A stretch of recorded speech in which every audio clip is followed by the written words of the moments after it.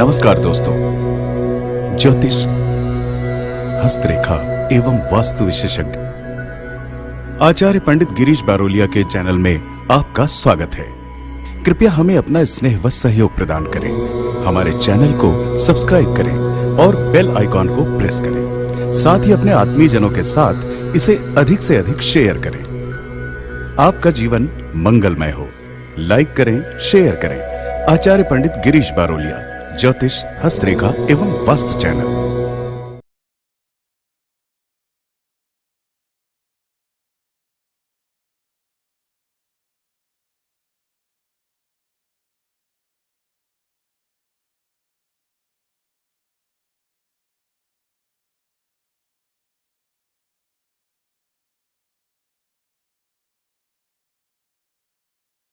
राधे राधे, जय श्री कृष्णा। नमस्कार, मैं आचार्य पंडित गिरीश बारोलिया।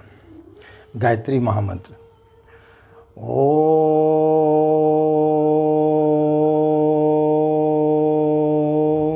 भूर्भुवः स्वः तत्सवितुर्वरेण्यं भर्गो देवस्य धीमहि धियो यो नः प्रचोदयात्। अज्ञानतिमिरान्धस्य ज्ञानाञ्जनशलाकया चक्षुरुन्मीलितं येन तस्मै श्रीगुरवे नमः।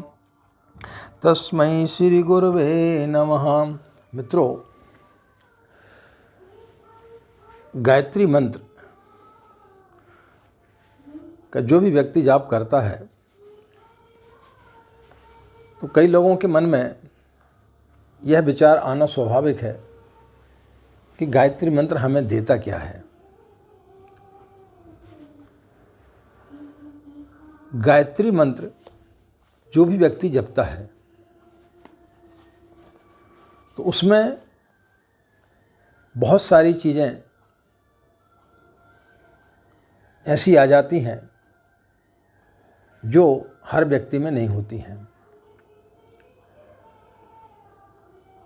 कई लोग दूसरों से ठगे जाते हैं। उनका मित्र उनके साथ में सही है या गलत है। जब हम लोगों से जुड़ते हैं तो उनके बारे में हमें समझ में नहीं आता। कई लोग समझ नहीं पाते और धोखा खा जाते हैं।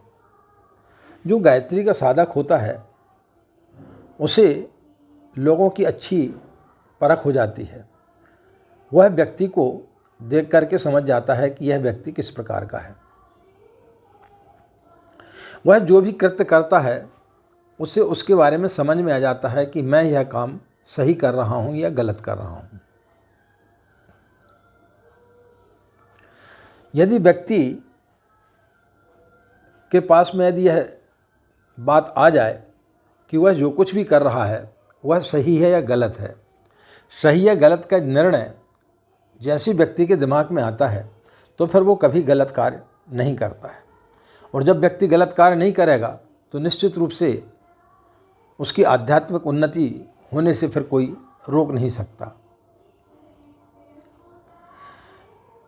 व्यक्ति जब पैदा होता है तो वो जन्म से, जैसे हम बोलते हैं कि बच्चे भगवान का रूप होते हैं, लेकिन जैसी जैसी वो बड़ा होते जाता है वह अपने कृत्यों के आधार पर, वह अपने कर्मों के आधार पर अपने भाग्य को लिख लेता है। एक छोटे से प्रसंग के माध्यम से आपको इस बात को समझाने का मैं प्रयास करूंगा कि एक चित्रकार कवि था। उसके मन में विचार आया कि इतनी सुंदर सृष्टि है, इसका रचयिता कोई न कोई तो ज़रूर होगा, इसको बनाने वाला कोई न कोई तो अवश्य होगा। वह परमात्मा की खोज में निकल पड़ा। खोज करते करते एक दिन शाम का समय था, सूर्य अस्त हो रहा था, नदी का किनारा था और एक छोटा सा ग्वाला का बालक उस पत्थर पर बैठ करके बांसुरी बजा रहा था।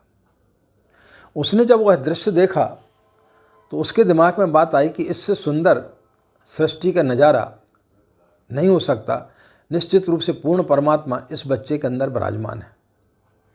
उसने उस बच्चे का चित्र बनाया और एक कविता लिखी और कविता को उसने शीर्षक दिया परमात्मा।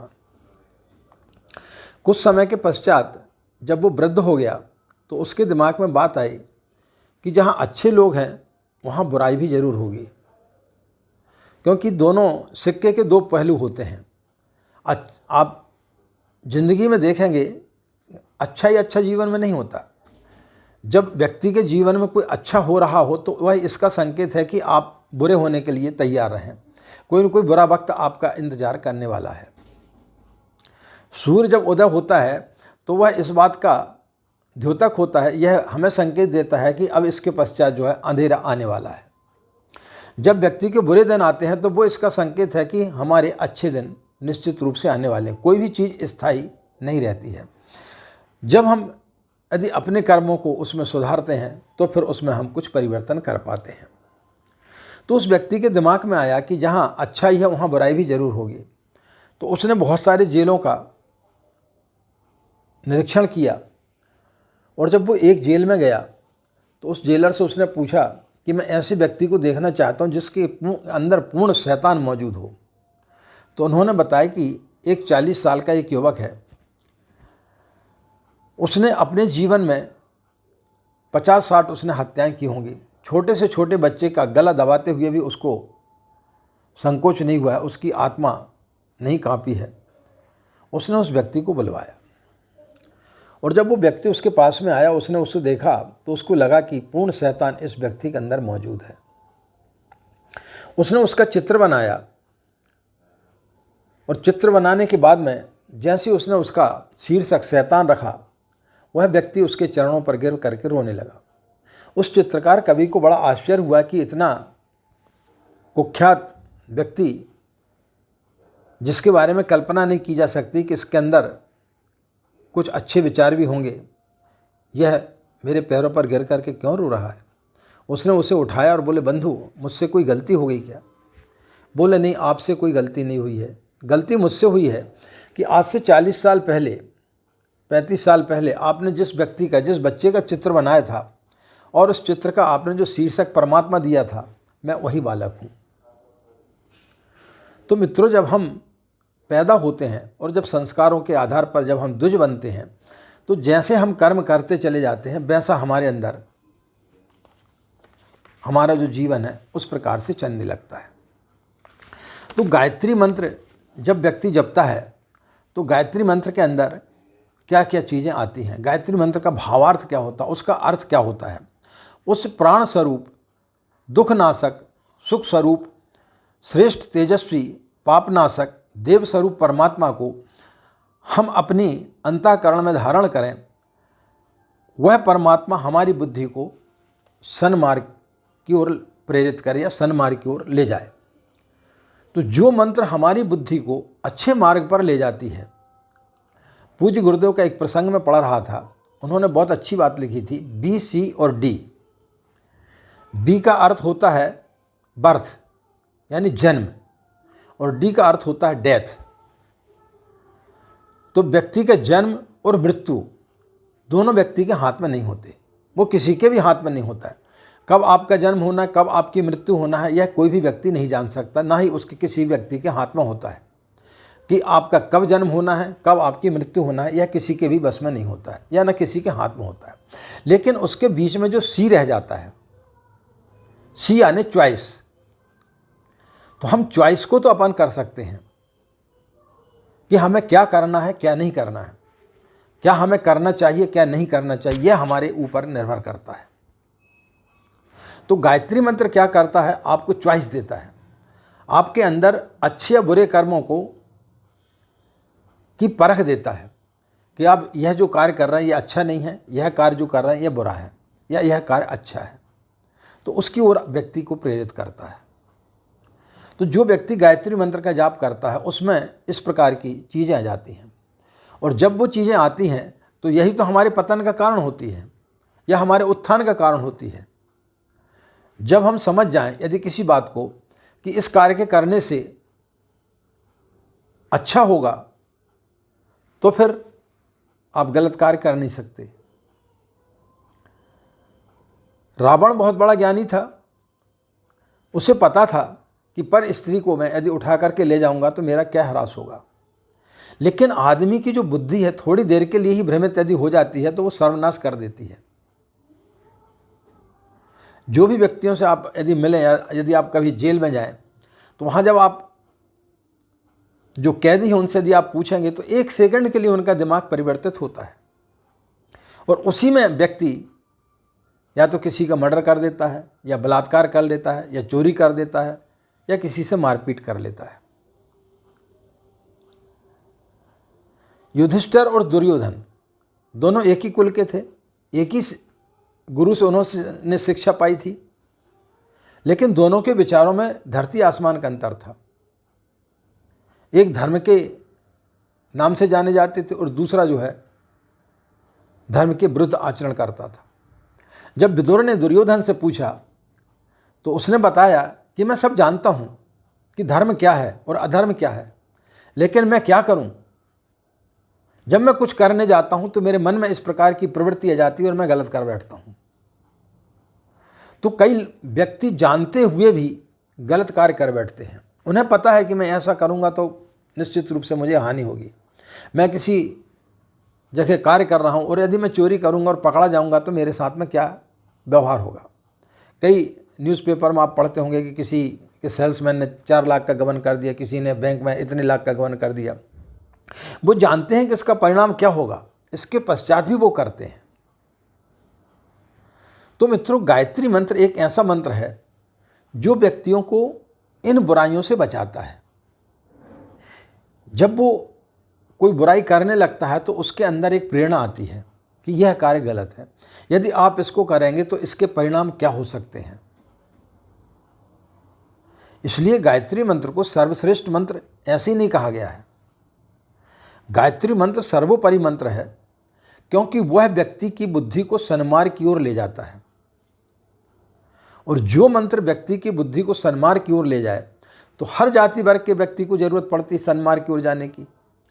इसलिए गायत्री मंत्र कोई वर्ग विशेष का नहीं है कि सिर्फ यही वर्ग का व्यक्ति जप सकता है, ब्राह्मण ही जप सकता है, शूद्र नहीं जप सकता है या क्षत्रिय नहीं जप सकता। हर व्यक्ति किसी भी जाति का हो वो इस गायत्री मंत्र को जप सकता है, क्योंकि उसके अंदर भगवान से यही प्रार्थना की गई है कि वह हमारी बुद्धि को सन्मार्ग की ओर ले जाए। और जब व्यक्ति की बुद्धि सन्मार्ग की ओर जाती है तब फिर उसे समझ में आता है कि मेरा यह जीवन किस निमित्त हुआ है, मैं इस धरती पर क्यों आया हूँ। क्या सिर्फ पेट और प्रजनन ही मेरा कार्य है कि और भी मुझे कोई कार्य करना है। तब फिर वो जीवन में उठने का प्रयास करता है और फिर वो कुछ ऐसे कार्य करता है कि फिर वो मानव से महामानव और महामानव से देवमानव बन जाता है। तो ये विचार कौन उत्पन्न करता है? यह गायत्री मंत्र ही उत्पन्न कर सकता है। तो जब आप गायत्री मंत्र जपते हैं, आप शराब पीते हैं, आपको उससे घृणा हो जाएगी। आप सिगरेट पीते हैं, उससे आपको घृणा हो जाएगी। आप मांस मदिरा का सेवन करते हैं, उससे आपको घृणा हो जाएगी। आप स्त्रियों का सम्मान नहीं करते, वो आप करना चालू कर देंगे। आप झूठ बोलते हैं, आपको नफरत हो जाएगी कि नहीं, झूठ नहीं बोलना चाहिए। तो गायत्री मंत्र धीरे धीरे व्यक्ति का जो है सफाई करना चालू कर देता है। और जब हम गायत्री मंत्र का नियमित रूप से जाप करते हैं तो फिर हमारे अंदर की जो बैठी हुई बुराइयां हैं धीरे धीरे इस प्रकार से तुरहित हो जाती हैं और फिर वो आदमी का एक नया स्वरूप बना करके खड़ा कर देती हैं। तो मित्रों, व्यक्ति जन्म से तो ईश्वर के रूप में होता है, लेकिन उसे आगे हमें किस प्रकार से ले जाना। कोई भी बीज है तो उस बीज को यदि आप धरती पर गाड़ते हैं और यदि आप उसकी सही तरीके से देखभाल नहीं करेंगे तो फिर वो मुरझा जाएगा। लेकिन जिस बीज का सही तरीके से देखरेख की जाती है, उसे सही तरीके से खाद पानी दिया जाता है, वो धीरे धीरे बढ़ता है और बढ़ करके वट वृक्ष बनता है और लोगों के लिए छाया भी देता है, फल भी देता है और सब कुछ करता है। इसी प्रकार से गायत्री का साधक होता है। जब व्यक्ति गायत्री की साधना करना चालू करता है तो उसको अच्छे और बुरे की पहचान हो जाती है। उसके अंदर दूसरों के दुखों में दुखी होना आने लगता है। वह व्यक्ति किसी दूसरे के दुख में हंसता नहीं है। कई लोगों को आपने देखा होगा कि किसी के दूसरे को उसको दुखी करने में बड़ा मजा आता है। कई लोग ऐसे होते हैं जो दूसरों को दुख देने में उनको आनंद आता है। लेकिन जो साधक स्तर का व्यक्ति होता है, जो गायत्री का साधक होता है, उसके पास में यदि किसी दूसरे व्यक्ति का दुख आता है तो वो उससे ज़्यादा रोने लगता है, उससे ज़्यादा वो दुखी हो जाता है। ये साधक के लक्षण होते हैं। इसलिए 3 ताले बताए गए हैं, ब्रह्मा, वशिष्ठ और विश्वामित्र। ये 3 गुण जब व्यक्ति के अंदर आना प्रारंभ हो जाते हैं तो वो तीनों ताले खुल जाते हैं और व्यक्ति जो है साधना में आगे बढ़ जाता है। तो मित्रों, आज हमने आपको बताया कि गायत्री के साधक को अच्छे और बुरे की पहचान कैसे होती है, और जब व्यक्ति को अच्छे और बुरे की पहचान हो जाएगी तो वो फिर पाप क्यों करेगा। उसे समझ में आ जाएगा कि मैं यदि यह कार्य कर रहा हूँ तो यह बुरा है, तो उस कार्य को वो करेगा ही नहीं, तो फिर पाप कहाँ से होगा। तो अच्छे और बुरे की पहचान यदि व्यक्ति को हो जाए तो फिर वो अपने जीवन को अध्यात्म की ऊंचे शिखर पर ले जाने में कामयाब होता है। तो मित्रों, आप जाप करें गायत्री का, और आप अपना चिंतन करें कि आप जो कुछ भी कर रहे हैं वह सही है या गलत है। माँ से के पास बैठें, उससे वार्तालाप करें, उससे पूछें, तो वो निश्चित रूप से आपको प्रेरणा देगी। मित्रों, कोई भी देवी देवता किसी भी व्यक्ति से साक्षात आकर के बैठ कर के बातचीत नहीं करता है, वह किसी न किसी रूप से आपको प्रेरणा देता है, आपके अंदर उस प्रकार के विचार पैदा करता है। जब आप साधना करने बैठते हैं, जैसा हमने एक वीडियो डाला है कि माँ गायत्री से वार्तालाप कैसे करें, तो जब आप पूजा करने के लिए बैठते हैं और जब आप ध्यान करते हैं माँ का, और फिर जब आप अपनी समस्या उसके समक्ष रखते हैं, तो वैसे विचार आपके अंदर आना प्रारंभ हो जाते हैं, उनके उत्तर आपके अंदर आना प्रारंभ हो जाते हैं, यानी उनसे आपका वार्तालाप चालू हो जाता है। और जब आप उनसे वार्तालाप करते हैं, आपने अपना प्रश्न रखा कि मैं इस चीज़ में परेशान हूँ, तो वो वहाँ से उत्तर आता है, आपके अंदर एक विचार आता है कि ऐसा नहीं, ऐसा करें तो हमको फ़ायदा होगा, ऐसा करने से ऐसा होगा। तो वो हमारे अंदर एक प्रेरणा देता है। व्यक्ति आज में नहीं जीता, जो गायत्री का साधक होता है वो आज में जीना प्रारंभ कर देता है। और जब व्यक्ति आज में जीना प्रारंभ कर देता है तब फिर उसके पास में किसी प्रकार की कोई समस्या नहीं रहती, क्योंकि आज आपने देखा, कल आपने देखा नहीं। 99% व्यक्ति जो है ना कल में जीते हैं। तो कल के कारण, कल तो आपने देखा नहीं, आज तो आपने देखा है, कल के चक्कर में आज को भी खराब कर देते हैं, और आज को खराब करने के बाद में फिर ज़िंदगी भर पछताते, क्योंकि कल कभी नहीं आता।